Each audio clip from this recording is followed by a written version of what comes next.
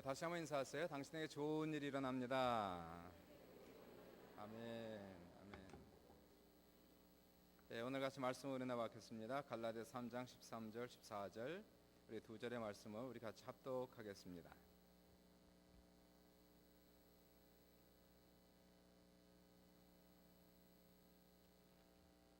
같이 읽습니다. 시작. 그리스도께서 우리를 위하여 저주를 받은 바 되사 율법의 저주에서 우리를 속량하셨으니 기록된 바 나무에 달린 자마다 저주 아래 있는 자라 하였음이라. 이는 그리스도 예수 안에서 아브라함의 복이 이방인에게 미치게 하고 또 우리로 하여금 믿음으로 말미암아 성령의 약속을 받게 하려 함이라. 오늘은 변화란 제목으로 세 번째입니다. 축복과 저주, 이러한 제목으로 같이 은혜를 나눕니다. 세상에서는 줄을 잘 서는 것이 삶의 지혜라고 얘기할 수 있습니다. 정말 세상에서 줄을 잘 설면 성공하고 줄을 잘못 서면 망할 수 있습니다. 특히 정치계에서는 줄 잘 서는 것이 절대로 중요합니다. 열왕기상을 읽어보시면 거기에 다윗 왕이 병이 들어 죽게 되자 거의 죽을 지경이 되었죠. 그러자 그 아들들 사이에 왕권을 두고 쟁탈전이 벌어지기 시작합니다.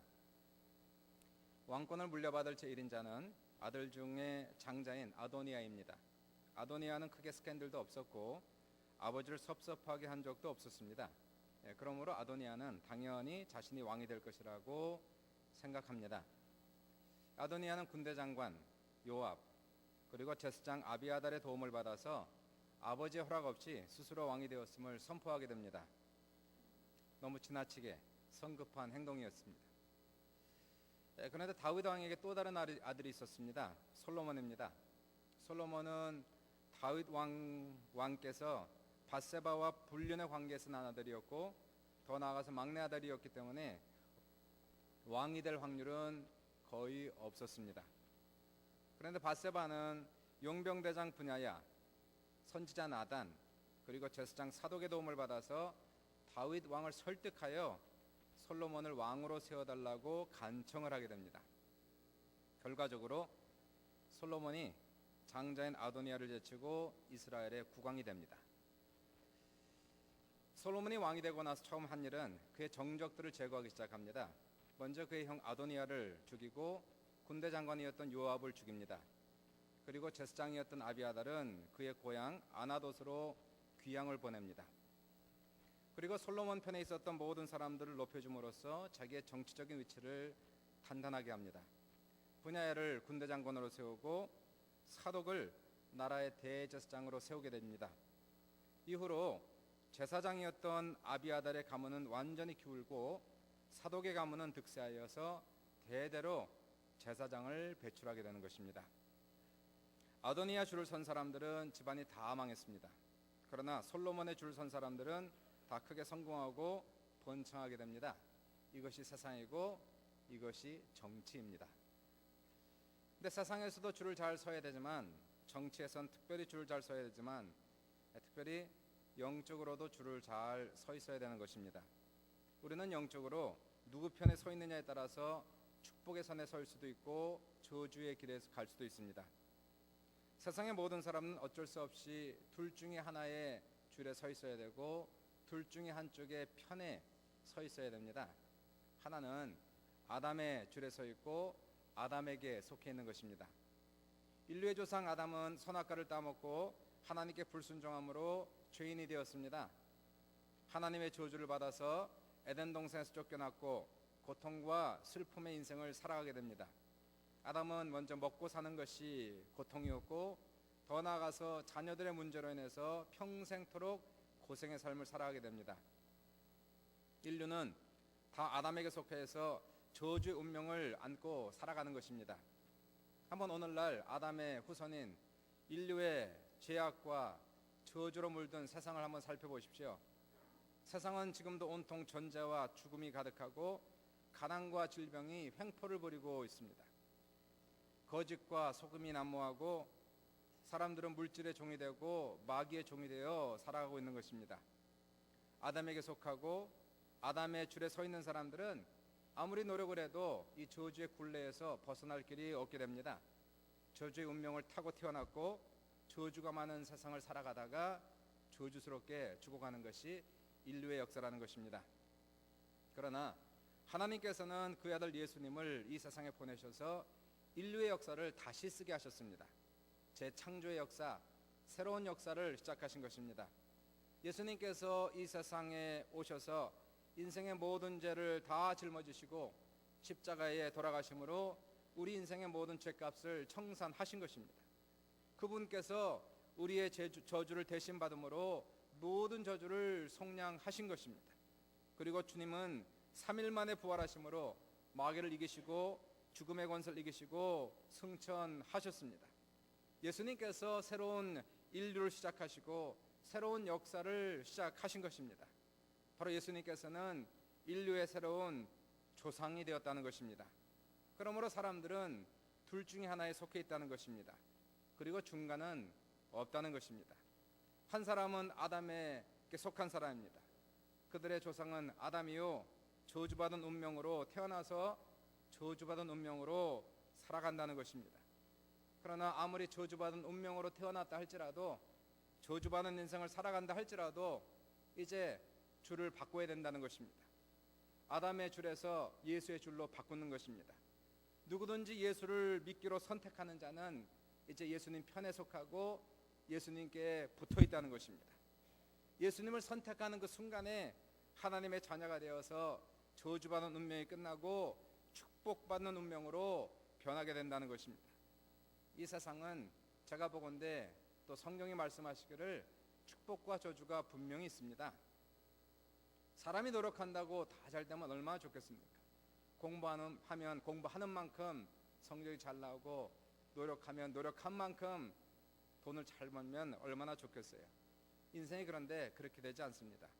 물론 인생이 열심히 노력해야죠. 부지런히 학생들은 공부하고 사업가들은 부지런히 일하고 돈을 벌어야 되지만 그러나 하늘의 축복이 필요하다는 것입니다. 농부가 아무리 땅을 열심히 개간하고 씨를 뿌려도 하늘이 적당한 비를 주어야 추수를 할 수가 있다는 것입니다. 그러므로 하늘의 복을 받는 사람, 하나님의 축복이 넘치는 사람, 우리의 열심에 우리의 수고에 하나님께서 복을 주시는 사람은 그 노력한 것에 30배의 결실을 하기도 하고 60배나 100배의 결실을 할 수도 있다는 것입니다. 그런데 저주가 많은 사람은 안 된다는 것입니다. 아무리 노력을 해도 되지 않는다는 것입니다. 아무리 노력을 해도 땅을 개간하고 씨를 뿌려도 하늘이 철이 되고 땅이 노시되면 먼지만 날리고 열매는 전혀 맺지 못한다는 것입니다. 이러한 저주의 운명을 타고난 사람들이 있을 때에 과연 이러한 저주적 운명이 어떻게 축복의 삶으로 변화받을 수 있을까? 바로 그것은 내가 하나님 편에 서고 하나님께 속해 있을 때에 우리의 운명이 변한다는 것입니다. 야곱이라는 사람에게 12명의 아들이 있었고 1명의 딸이 있었습니다. 아들만 12이고 딸은 하나니 그 딸이 얼마나 이쁘고 귀여웠겠습니까? 딸 디나, 어린 딸 디나가 세겜 땅에 놀러 갔다가 그 지역 추장의 아들에게 성폭행을 당했습니다. 그리고 이 추장의 아들이 디나를 사랑하여 결혼하기를 간절히 소원합니다. 이 소식을 듣고 야곱의 12아들들이 심히 분노하여서 세겜 사람들을 속입니다. 당신들이 우리처럼 되기 전에는 당신들과 통혼할 수 없다. 당신의 남정들이 우리처럼 할례를 다 받으면 우리와 통혼하겠다. 그리고 우리의 딸 디나를 당신의 아들에게 주겠다. 이 얘기에 추장이 사람들을 다 불러 모아놓고 그들을 설득합니다. 그리고 모든 세겜 사람들의 남정들이 다 할례를 받는 것이에요. 할례를 받은 후 3일 되는 날 가장 통증이 있는 그때에 신음하고 있을 그때에 야곱의 아들들 중 둘째 아들 시므온과 셋째 아들 레위가 칼을 들고 세겜에 들어가서 모든 남정들을 다 죽이고 그 동네를 불살라 버립니다. 여동생을 성폭행했다는 이 사건에 분노하여서 이렇게 엄청난 죄악을 범한 것입니다. 분노와 혈기가 가져온 무서운 저주의 결과였다는 것이에요. 아버지 야곱이 두 아들들 불러놓고 심히 나무를 했으나 그들은 자기의 죄가 무엇인지도 몰랐고 회개하지도 않았습니다. 오랜 세월이 흘렀어요. 야곱이 바로 죽기 전에 아들들을 다 불러 모으고 마지막 유언을 하는 시간입니다. 보통 이 시간에는 아버지가 아들들 불러 모으고 마지막 축복을 하는 시간이었습니다. 그리고 그 당시 고대 시대에는 아버지가 마지막 때에 유언처럼 하는 이 얘기는 자녀들에게 100% 이루어진다는 믿음 때문에 자녀들이 굉장히 중요하게 생각하는 그러한 시간입니다. 아버지는 침대에 누웠고 그리고 12명의 아들들이 다 모였어요. 아버지 야곱께서 아들 하나하나 이름을 부르면서 축복을 할 때에 둘째 아들 시므온과 셋째 아들 레위에 대해서는 축복은 한마디도 하지 아니하고 무서운 저주를 합니다. 창세기 49장 7절에 그들의 노여움이 혹독하니 저주를 받을 것이요 분기가 맹렬하니 저주를 받을 것이라. 아버지의 저주를 받은 사람들이에요. 둘째 아들 시므온, 셋째 아들 레위, 아버지의 저주를 받고 그 가정과 가문 전체가, 그 후손 전체가 저주받은 집안이 되었습니다. 시므온과 레위 집안은 다른 지파에 비해서 손가락 받는 집안이었습니다. 문제가 많은 가문이 된 것이었어요. 혈기가 많은 집안이요, 분노로 망할 집안이요, 살인한 집안이요, 살인과 폭력이 난무하고 가난과 고통이 따르는 그러한 가정이었고 집안이었고 그러한 가문이 된 것입니다. 정말로 아버지가 저주한 대로 시므온 지파는 가장 열악한 지파가 되었고 역사의 뒷전에서 완전히 사라져버리게 됩니다. 그런데 이상한 일이 있었습니다. 레위 지파는 아버지의 저주를 받았음에도 불구하고 놀랍게도 모든 지파 중에서 가장 유력한 지파가 되었다는 것입니다. 어떻게 이러한 일이 있을 수 있을까요? 자기의 조상이 살인자였는데 자기의 조상이 혈기와 분기가 가득하여 아버지의 저주를 받은 그러한 조상을 두었는데 어떻게 이러한 집안에 태어난 자녀들이 복을 받아서 제사장이 될 수가 있었을까? 바로 그 이유는 한 가지였다는 것입니다. 바로 저주를 받았으나 이 집안에 태어난 사람들이 끊임없이 하나님을 선택했다는 것이에요. 끊임없이 하나님 편에 서 있었다는 것입니다. 야곱의 시대가 지났어요. 수백 년 지나 모세 시대로 흘러왔습니다. 모세가 호렙산에 올라갔습니다. 40일 동안 하나님을 대면하고 하나님으로부터 계명을 받고 있었을 때에 호렙산 아래쪽에서는 이스라엘 백성들이 우상을 만들어 절을 하고 있었습니다. 모세가 산에서 내려오니까 정말 가관이었어요. 그 사람들이 금송아지를 만들어 놓고 춤을 추면서 금송아지 앞에 절을 하는 우상 숭배를 하고 있었다는 것입니다. 모세가 너무너무 격분했어요. 그리고 이렇게 외칩니다. 누구든지 여호와의 편에 있는 자는 내게로 나오라. 그러자 12지파 중에서 다른 지파는 말고 오직 레위 지파만이 다 모여서 여호와의 편에 쓴 것입니다. 그리고 우상 숭배하는 리더들 3,000명을 죽이게 됩니다. 모세가 레위 지파에게 이렇게 얘기합니다. 너희가 오늘 여호와께 헌신하게 되었느니라. 그가 오늘 너희에게 복을 내리시리라. 레위 지파는 저주받은 집안이었어요. 조상이 저주를 받았어요. 자손들에게 부끄러운 과거가 있었다는 것입니다.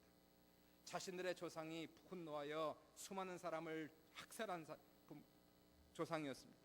부모님께 반역하다가 결국 저주받은 과거가 있었어요. 레위 가문은 몰락하는 가문이었습니다. 결코 잘 될 수 없는 그러한 가문에서 태어났습니다. 그러나 레위 지파는 이러한 과거에도 불구하고 끊임없이 하나님 편에 서 있었다는 것이에요. 하나님께 속해 있었다는 것입니다. 하나님께 헌신하자 저주를 받았으나 하나님께서 그 운명을 뒤집어 놓았다는 것입니다. 12지파 중에서 레위 지파는 제사장의 지파가 되고 모든 지파를 이끌어가는 리더 지파가 되었다는 것입니다. 저주를 받은 과거가 있었으나, 부끄러운 과거가 있었으나, 사람을 죽인 과거가 있었으나, 이러한 과거에도 불구하고 끊임없이 하나님을 선택했더니, 하나님께 속해 있었더니 저주는 끝나고 하나님의 놀라운 축복이 그 집안과 가문에 넘친 것을 보게 된다는 것입니다. 인생의 운명 같은 것이 있는 것 같아요. 환경적인 운명이 있다는 것입니다. 가난의 굴레, 저주의 굴레가 있다는 것입니다. 이러한 굴레에서 벗어나는 길이 하나가 있는데 바로 그것은 아무리 우리의 과거가 부끄럽고 우리의 과거가 어둡다 할지라도 하나님을 선택하면, 하나님께 속하면 모든 저주는 끊어지고 하나님의 축복의 역사가 그 사람을 통하여 가문에게 흘러넘치는 놀라운 기적에 나타나시길 주님의 이름으로 축원합니다. 정말로 그런 것 같아요. 어떤 가문은 몰락하는 가문이 있어요. 문제가 많은 집안과 가문에 있다는 겁니다. 어떤 가문을 보면 수많은 사람들이 이혼을 한 가문이 있습니다. 어떤 가정을 보면 수많은 사람들이 술 중독과 마약 중독에 찌들은 가정이 있습니다. 어떤 가문은 질병에 시달리는 가문이 있고, 어떤 가문은 사고가 많고 단명하는 그러한 집안이 있습니다. 어떤 집안은 자살하는 사람들이 많은 가정이 있고, 어떠한 가문은 사업하는 것마다 망하고 찌든 그러한 가문이 있으며, 어떤 가문은 정신병으로 고생하는 그러한 가문이 많은 것을 볼 수가 있게 되는 것이에요. 이러한 집안에 태어난 사람은 유전적으로 환경적으로 잘 될 수 있는 확률이 많지 않다는 것입니다. 1874년에 사회학자인 더그데일은 뉴욕에 있는 감옥에서 희한한 것을 발견했습니다. 한 감옥 속에 주크라고 하는 성을 가진 사람이 6명이나 같이 있었다는 것입니다. 이 사회학자는 상당히 궁금해져서 조사하기 시작했습니다. 조사 결과 이 주크라는 그 성을 가진 사람의 조상은 네덜란드 사람으로서 1720년에 태어나서 미국으로 이민을 온 사람이었습니다. 그러나 놀랍게 맥스 주크스의 자손들 중에서 76명이 범죄자였고 18명이 창녀집을 운영하고 있었으며 120명이 창녀였고 200명이 정부의 보조를 받고 있었고 2명은 정신병자였습니다. 그 당시 주크 가문으로 인해서 정부는 130만 불이나 손실을 보았다고 합니다. 사회학자들이 결론을 내리기를 맥스 주크 케이스를 통해서 환경의 중요성을 보았다는 것입니다. 죄악의 환경에 태어난 사람들, 도무지 그 굴레를 깨어나오기가 어렵다는 사회적인 결론을 내렸다는 것이에요. 과연 이러한 가정에 태어난 사람이 소망이 있을까요? 이러한 부모를 두고 이러한 조상을 두어서 온통 문제와 저주가 가득한 집안에 태어난 사람, 무슨 능력으로 이러한 저주의 굴레를 깨고 나올 수가 있겠습니까? 사회학적으로 불가능하고 심리학적으로 불가능하고 환경적으로 소망이 결코 없다는 것입니다. 그러나 여기에 우리가 줄을 서야 된다는 것이에요. 맥스 주크라고 하는 조상을 둔 것이 아니라 이제 우리는 예수 그리스도를 우리의 조상으로 둬야 된다는 것입니다. 예수를 믿고 예수께 속해 있고 예수 편에 있으면은 이제는 어떠한 저주가 대대로 흘러내려왔다 할지라도 그 모든 저주는 끊어지고 예수 그리스도를 통하여서 하나님의 축복하심이 그 사람과 그 후손에게 넘치는 놀라운 역사가 나타난다는 것입니다. 아무리 과거의 시대가 어두웠다 할지라도, 아무리 문제가 많다 할지라도 내 시대부터는 새로운 역사를 시작하시는 것입니다. 새로운 창조의 역사가 시작되는 것입니다. 모든 저주를 내 시대에 끊어버리고 이제는 하나님의 복을 받은 사람이 되고 내 자손들에게 하나님의 축복을 물려주시기 위해서 우리는 오직 여호와께 끊임없이 붙어있는 귀한 성도들 다 되시기를 주님의 이름으로 축원합니다. 김용의 선교사는 순회 선교사를 개척하시고 현재 많은 선교사역을 하고 있는 기독교 교회에서는 유능한 일꾼이 됩니다. 근데 이분의 과거를 보아서는 도무지 이러한 사람이 될 수 있는 가능성이 1%도 안 되는 사람입니다. 이 사람은 유흥업소를 운영하는 사장집의 아들로 태어나 소망이 없는 사람이었습니다. 본인의 간증에 하면 가정에서 너무나 욕이 심하고 욕이 없이는 문장이 이루어지지 않는 집안에서 태어났다고 합니다. 아버지는 쾌락적이어서 이 여자 저 여자로 전전했고 술에 만취하면 온 가족의 피를 말리는 폭력적인 사람이었다고 합니다. 가족들의 소원은 아버지가 빨리 죽는 것이었습니다. 김용희 선교사는 어렸을 때에 아버지 빨리 죽게 해달라고 모르는 하나님께 기도했다는 것이에요. 그 기도가 응답되었는지 중학교 때에 아버지가 횡사해서 죽었습니다. 그런데 문제가 있었어요. 그래도 아버지가 살아있었을 때는 유흥업소의 사장이었으니까 돈이 돌았는데 많은 사람들이 찾아왔는데 막상 아버지가 죽자 재정 공급이 끊어지고 길거리에 내몰려서 거의 거지 생활을 했습니다. 가정에 돈이 있을 때는 친척들이 찾아오고 사람들이 줄을 이었는데 아버지가 죽자 모든 사람들이 그 가정을 버렸습니다. 김용희 씨는 자기의 인생을 저주했어요. 자기가 태어난 것을 저주하고 자기 인생을 포기하고 자학증에 시달리는 청년이었습니다. 그러다가 극적으로 어떻게 교회를 처음 나가게 되었어요. 그때에 하나님의 말씀을 들었어요. 요한복음 3장 16절에 하나님이 세상을 이처럼 사랑하사 독생자를 주셨으니 하나님께서 찌그러지고 망가지고 저주에 가득한 인생을 사랑하다가 미쳐서 구원할 수 없는 다른 방도가 없어 자신의 하나밖에 없는 아들을 죽이셨다는 그 말에 김용희 선교사는 완전히 충격 속에 빠지게 됩니다. 그러면서 그때에 예배를 드릴 중에 하나님의 음성을 듣게 되는 것이에요. 용이야, 내가 널 사랑한다. 너는 재수 없이 태어난 망한 술집 아들놈이 아니라 너는 내가 사랑하는 가장 소중한 놈이야. 그 인생 처음으로 들었던 얘기였어요. 누가 나를 사랑한다는 그 얘기를 처음으로 들으면서 김용희 선교사는 펑펑 울면서 자신의 죄를 회개하고 이제 줄을 서기 시작했어요. 예수님을 믿고 예수님께 속하고 예수님께 헌신하여 자신의 삶을 온전히 예수님께 드림으로 이제는 자기의 아버지, 저주받은 아버지의 아들이 아니라 하나님의 아들로서의 새로운 삶을 살기를 시작했다는 것입니다. 그러자 김용희 선교사에게는 그를 그동안에 묶고 있었던 저주의 사슬이 벗겨지고 하나님의 큰 일꾼이 된 놀라운 기적이 나타납니다. 지금도 순회 선교사를 통해서 수많은 선교사를 돕고 있고 자신의 4명의 아들이 다 선교사로 헌신하여 살고 있는 귀한 일꾼이 되었다는 것입니다. 이런 것은 기적입니다. 있을 수 없는 일이라는 것이 사회학적으로, 유전적으로, 심리학적으로 불가능한 그 일이었지만은 그러나 이 사람이 줄을 다시 쓰기 시작한 것이었어요. 아담의 자손이 아니라 자기 아버지 아들이 아니라 이젠 예수를 믿어 하나님의 자녀가 된 것이었어요. 죄를 사함받고 저주로부터 속량받고 이제는 하나님을 통하여서 하나님의 축복하심을 받는 놀라운 삶을 받게 됐다는 것입니다. 우리는 저주와 고통과 질병과 죽음의 팔자를 타고 나타났을지라도 변화할 수 있다는 것이, 아무리 우리의 과거가 어둡다 할지라도, 아무리 우리의 과거가 죄악이 많다 할지라도, 아무리 우리가 잘못된 부모와 조상을 두었다 할지라도 이제 우리는 예수를 믿으면, 예수께 속하면, 예수께 붙어 있으면 예수님께서 우리의 죄를 다 가져가시고 우리의 죄를 속량하시고 하늘의 놀라운 축복하심을 우리와 우리 자손에게 부으시는 놀라운 역사가 나타난다는 것입니다. 우리의 가정과 가문이 비정상입니까? 문제가 많습니까? 그러나 우리는 똑같은 운명을 걸어갈 필요가 없다는 것이에요. 예수께 믿고 예수께 속해 있으면 이제 나를 통하여 새로운 인생을 쓰기 시작합니다. 새로운 역사가, 새 창조가 시작된다는 것입니다. 과거의 모든 저주는 끊어지고 나부터 시작하여 하나님의 놀라운 축복이 천대까지 넘치는 놀라운 역사가 나타난다는 것이, 내 과거를 봐서는, 내 교육 수준을 봐서는 도저히 안 되는 환경이라 할지라도 주님이 도와주시니까, 하늘이 열리고 하나님께서 세워주시니까 놀라운 기적의 역사가 나타나기 시작한다는 것이, 내가 노력했더니 하나님이 도와주니 30배, 60배, 100배 결실하는 놀라운 기적의 역사가 나타나니 영적으로 복을 받고 물질적으로 복을 받고 환경의 복을 받는 놀라운 기적의 삶이 여러분에게 넘치시기를 주님의 이름으로 축원합니다. 성경 읽다 보면 성경에서 가장 재미없는 부분이 있습니다. 그것은 족보에 관한 얘기입니다. 누가 누구를 낳고 누가 누구를 낳고 누가 누구를 낳았더라.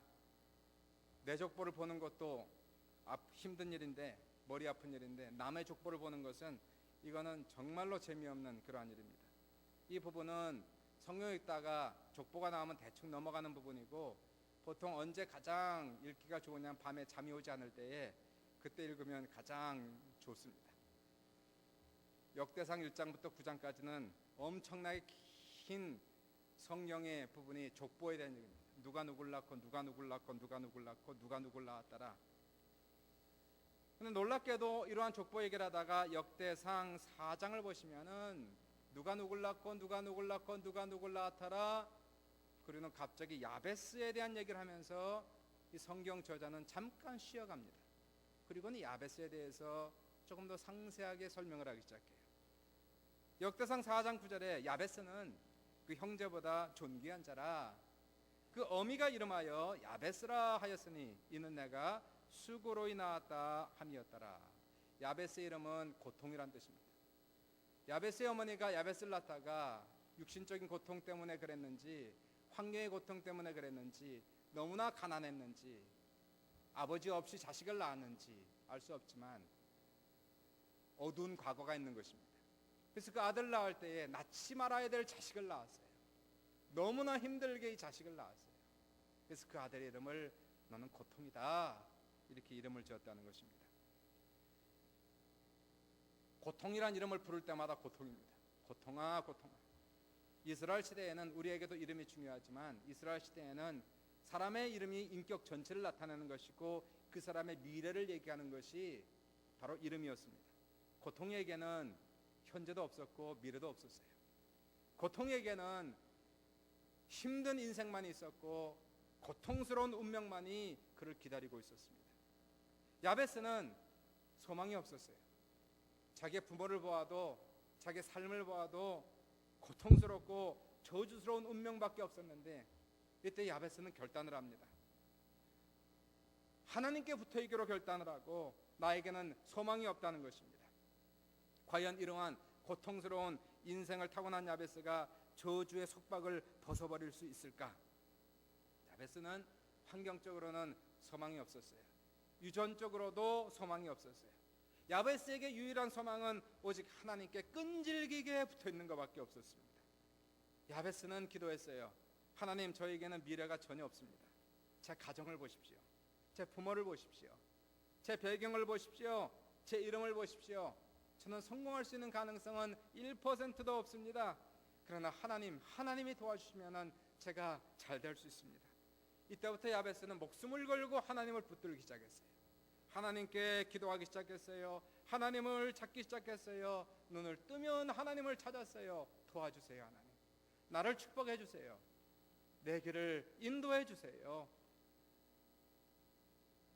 역대상 4장 10절에 야베스가 이스라엘 하나님께 아뢰어 가로되 원컨대 주께서 내게 복에 복을 도하사 나의 지경을 넓히시고 주의 손으로 나를 도우사 나로 환난을 벗어나 근심이 없게 하옵소서.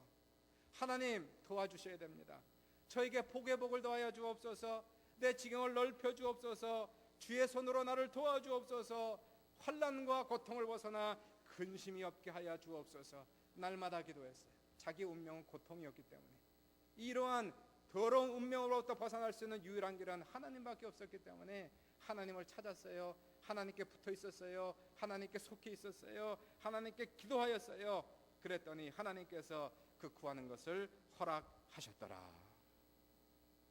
그랬더니 야베스는 다른 형제들보다 존귀한 자가 되었더라. 사랑하는 여러분, 예수님을 기억하셔야 됩니다. 그분은 우리를 저주에서 해방시키고자 스스로 저주를 받으사 나무에 달려 돌아가셨다라고 오늘 본문에 말씀하고 계세요. 그분은 부여하신 자로서 스스로 가난하게 되면 그의 가난함을 인하여 우리로 하여금 부욕케 하려 하심이라고 말씀하고 있는 것입니다. 세상에서 줄을 잘 서는 것이 지혜라면 영적으로 줄을 잘 서는 것은 생명과 죽음 사이를 가르는 굉장히 중요한 사건을 얘기하는 것입니다. 영적으로는 중간지대는 없는 것이에요. 아담에 속해 있든지 예수에 속해 있든지 둘 중에 하나라는 것입니다. 우리가 영적으로 찰되고 우리의 삶의 복을 받기 위해서는 복의 근원 되시는 하나님께 붙어 있어야 된다는 사실이에요. 예수님을 믿어야 된다는 것입니다. 레위 지파처럼 여호와께 속한 사람은 이 편에 서라 할 때에 레위 지파가 전체가 서서 바로 부모로부터 조상 대대로부터 물려받은 그 문제와 저주의 속박에서 다 벗어났듯이 야베스가 자기 부모를 잘못 만남으로 인하여서 고통스러운 운명을 타고 났다 할지라도 하나님을 붙들고 하나님께 나아감으로 말미암아 형제 중에서 가장 존귀한 자가 되었듯이 우리는 누구의 줄을 서 있습니까? 사람의 줄에 서 있습니까? 세상의 줄에 서 있습니까? 아담의 줄에 서 있습니까? 아니면 정말로 우리의 중심이 나는 소망이 예수밖에 없다.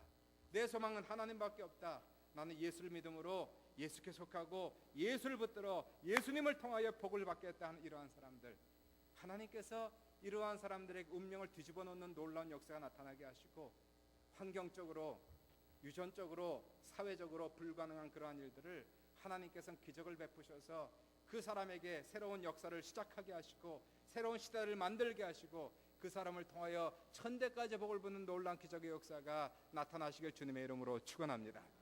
여러분은 누구의 줄에 서 있습니까? 누구의 편에 속해 있습니까? 누구의 뒤에 서 있습니까? 세상의 뒤에 서 있습니까? 하나님 뒤에 서 있습니까? 아담의 뒤에 서 있습니까? 예수 뒤에 서 있습니까? 이 시간 줄을 잘 서시길 주님의 이름으로 축원합니다. 결정을 하시는 거예요. 결정을 잘 할 때에 이 시간 이 자리에 내 마음을 결정하여 마음을 열고 예수를 영접하고 예수를 믿고 내가 예수께 속하겠습니다라고 결단하고 결정하는 그 사람에게 하나님께서는 이 시간에 예수를 통하여 부으시는 놀라운 천대까지 부으신 놀라운 기적의 역사가 살아가는 귀한 모든 성도들에게 넘치시기를 다시 한번 주님의 이름으로 축원합니다. 기도하겠습니다.